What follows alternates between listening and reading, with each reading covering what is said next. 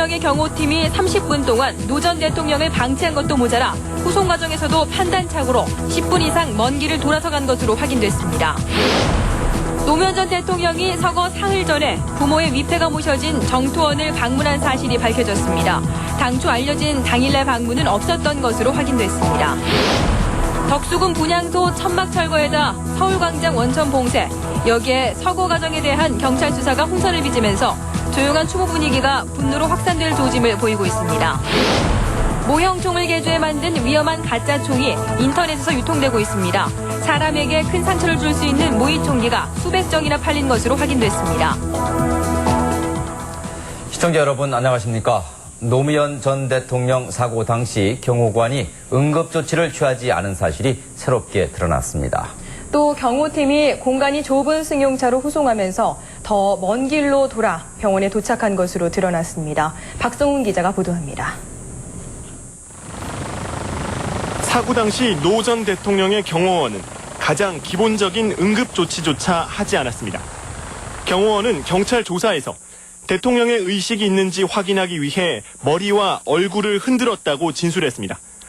대통령을 한쪽 어깨에 메고 차가 있는 지점까지 66m를 뛰어내려온 사실도 밝혀졌습니다. 의식이 있는지 얼굴을 흔들어 보고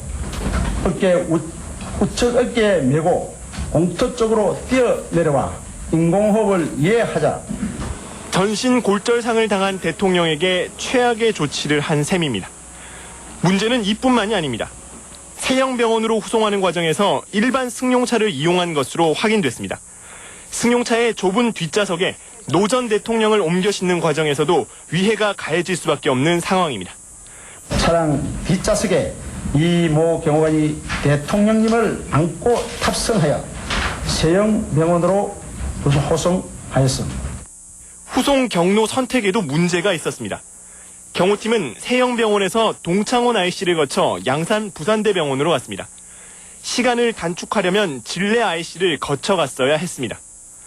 1분 1초를 다투는 상황에서 경호팀이 왜 먼 길로 돌아갔을까?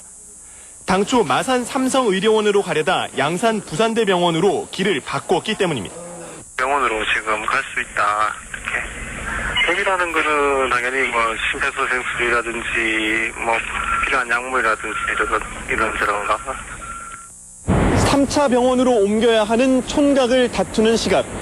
경호팀의 판단착오로 인해 노 전 대통령의 후송은 또다시 10분가량 늦어지고 말았습니다. 결국 경호팀의 빠른 후속 조치가 노 전 대통령을 살릴 수 있었는지는 의문이지만 적어도 그 가능성을 떨어뜨린 것은 분명해 보입니다. KNN 박성훈입니다. 노무현 전 대통령은 투신 직후 31분간이나 방치됐던 것으로 드러났습니다. 또 대통령의 행적을 놓친 경호관은 비상동원령을 내리지 않은 것으로 최종 확인됐습니다. 경찰 재수사 결과 발표 내용을 김성기 기자가 전해드립니다. 투신 시각은 오전 6시 14분에서 17분 사이. 그리고 당시 부엉이 바위에는 노무현 전 대통령 혼자 있었다. 경찰이 오늘 재수사를 통해 밝힌 내용입니다. 당초 알려진 투신 시각보다 30분가량 앞서고 투신 당시 이모 경호관이